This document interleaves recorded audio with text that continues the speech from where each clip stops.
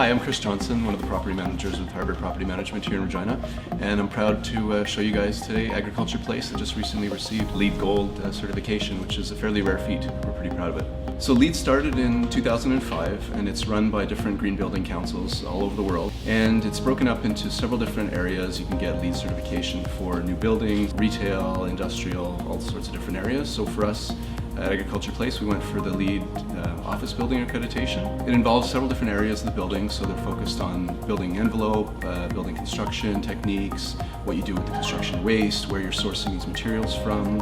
It focuses on occupant health and the efficient operation of the property.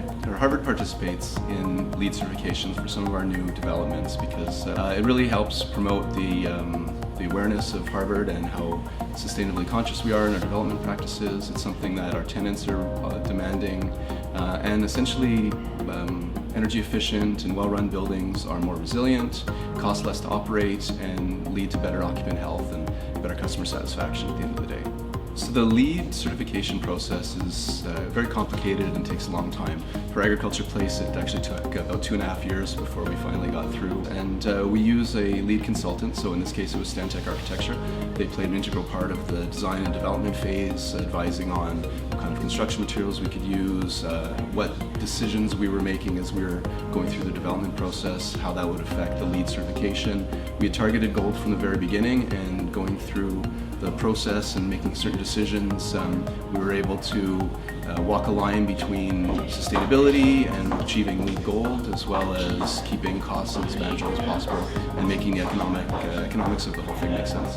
So there are some differences between LEED and BOMA Best. We think about LEED as all the programming and development and decisions that are made leading up to the start of the construction of the building as we go through construction.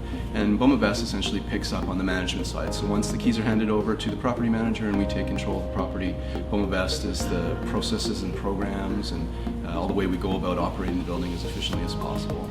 I'd definitely say the coolest green feature is something we have here at Agriculture Place and FCC Tower, which is the Green Wave Innovations product that we put in.